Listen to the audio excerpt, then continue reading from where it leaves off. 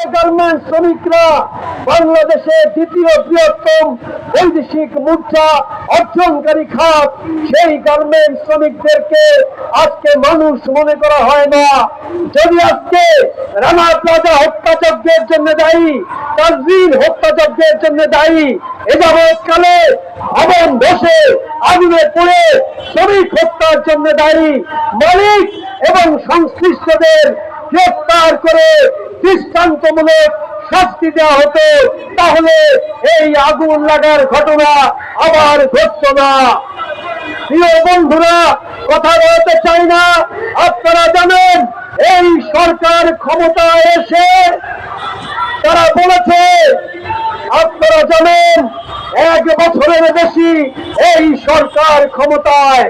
আমরা যারা আন্দোলন করে শেখ হাসিনার স্বৈরাচারী সরকারকে উৎখাত করেছিলাম, আমরা আন্দোলন করেছিলাম একটি বৈষম্যহীন বাংলাদেশের জন্য, যে বাংলাদেশে শ্রমিক আগুনে পুড়ে মরবে না, যে বাংলাদেশে শ্রমিক ভবন ধসে মরবে না, যে বাংলাদেশে শ্রমিক ন্যূনতম মজুরি, সম্মানজনক মজুরি, মর্যাদাজনক জীবন যাপন করবে।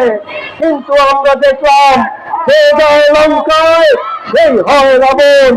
এই সরকার মুখে মধু অন্তরে বিষ। তারা বলেছে তারা সংস্কার করবে, তারা বলেছে তারা দোষীদের বিচার করবে, তারা বলেছে আরো অনেক কথা, কিন্তু আজ পর্যন্ত এখনো পর্যন্ত আমাদের দুরবস্থার জন্য যারা দায়ী তাদের কারো কোনো বিচার করা হয় নয়।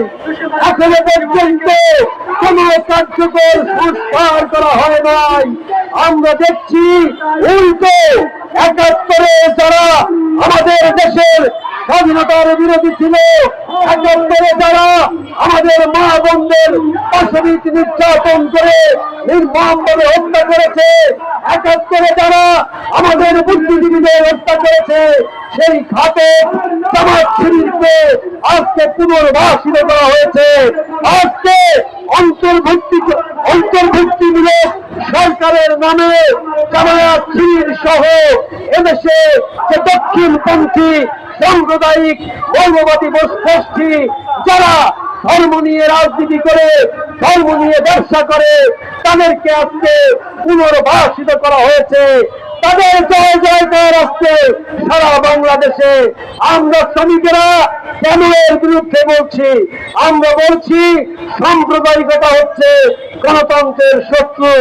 রাম রহিম জানের রক্তে ভেজা বাংলার লাল সবুজের পতাকা আজকে সেই রাম রহিম জনকে ধর্মের নামে, সাম্প্রদায়িকতার নামে যারা বিভক্ত করে, অন্তর্ভুক্তিমূলক সরকার, অন্তর্ভুক্তিমূলক রাজনীতির নামে, তারা কখনোই মানুষের বন্ধু হতে পারে না।